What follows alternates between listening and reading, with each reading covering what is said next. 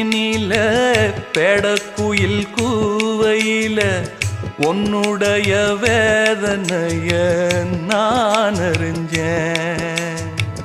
பொங்கலத்தில் மாலையிட ஒன்னிரண்டு தோளத்தோட என்ன தவம் செஞ்சேனோ என் மாமா. வண்ணக்கிளி கையத்தோட சின்ன சின்ன கோலமிட உள்ள மட்டும் வழியே நானே உள்ள மட்டும் வழியே நானே.